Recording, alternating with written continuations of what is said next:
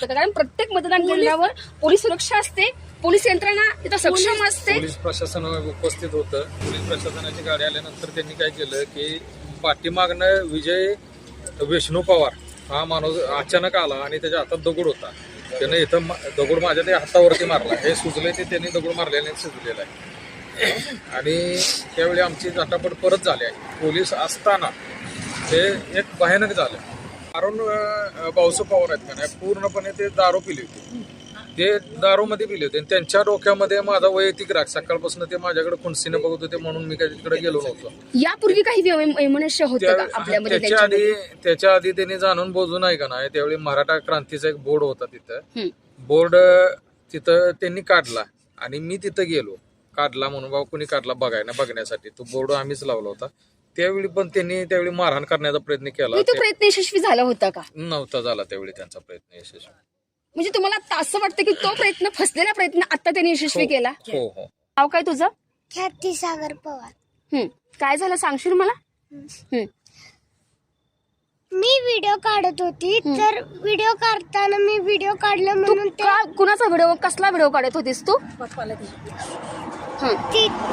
पप्पांना ते मारत होते त्यांचा व्हिडिओ. कोण मारत होतं बाळा? किती लोक मारत होती? खूप सारे लोक मारत. खूप सारे लोक मारत होते. काय झालंय? ते मला त्या लोकांनी मारले. आता फिर्याद नोंद करून घेतली का? कुणाचा तरी मॅडम पोलीस स्टेशनवर दबाव येत होता आणि पोलीसवाल्यांनी 5:30 वाजता आम्ही इथं पोहोचलो. अंदाजे 5-5:30 वाजले असतील. आत्ता वाजले 12, 12:30. 12:30 आत्ता करेक्ट वाजले.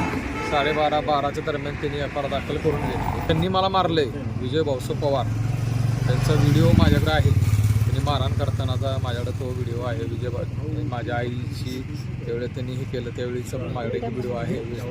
तर हे त्यांनी केलं. यांना जर पोलीस प्रशासनाने यांच्यावर कारवाई नाही केली तर मी सहकुटुंबासकट इथं आत्मदहनाचा कार्यक्रमच ठेवणार आहे. सोबत काय घडतं तर तिथं तुम्ही जर पाठिंबा देत नसाल तर हे व्यर्थ आहे. आणि ते माझ्या जसं पतीने सांगितलं ते अगदी बरोबर आहे. जर आज मी महिला म्हणून माझ्यावरती 1 सोडून 15 ते 20 पुरुष अंगावर येत असतील ना तर तिथं मला दाद नाही मिळाली तर आत्मदहन करण्याशिवाय काहीच शेवटचा पर्याय उरत नाही आमच्याकडे. मॅडम, सोमवारी मतमोजणी आहे, निकाल आहेत. हा निकाल तुम्ही लागून देणार का? नाही, अजिबात नाही. जोपर्यंत आम्हाला न्याय नाही तोपर्यंत तसाच आहे निकाल वगैरे. अरे तुम्ही तुमच्या निकालासाठी आम्ही आमची घरं जाळून घ्यायचे का? वोट घेणारे वेगळे, मत निवडून येणारे वेगळे. आमचं काय आहे त्याच्यात? पाटण तालुका पालकमंत्री नामदार शंभूराज देसाई साहेब यांचा बालेकिल्ला समजला जातो. जीव घेणा प्रकार शंभूराज देसाईंच्या बालेकिल्ल्यामध्ये घडला. त्यावर खरंच अजूनही विश्वास बसत. जे मोठ्या मोठ्या नेत्यांचे तुम्ही नावं घेताय ना त्याच नावाखाली हे सगळी दादागिरी किंवा म्हणा गुंडेशाही जे चालली ना ही त्याच नावाखाली चालली आहे. मी म्हणत नाही की त्यांना ह्याबद्दल काही कल्पना असेल नसेलही, पण तुम्ही खरंच वैयक्तिकरित्या आहे ना गाव पातळीवर तुमच्या नावाचा कितपत चांगला उपयोग केला जातो आणि कितपत नाही हे खरंच पाहायला पाहिजे. भाजपच्या याला घोडाला होतो. सत्यजित सिंह पाटणकर येऊ दे असे भयानक म्हणजे अर्वाच्य भाषा शिव दिली आमच्या नेत्याला. सुरक्षेसाठी जे तिथे थांबलेली होती ना त्यांच्या हातातल्या काट्या घेऊन त्यांनी माझ्या पतींना मारहाण केलेली आहे. सर्वांना आता हा प्रश्न पडलेला आहे. सर्वांच्या समोर हाच एक प्रश्न आहे की सोमवारी मतमोजणी होणार का या कुटुंबाचं आत्मदहन होणार?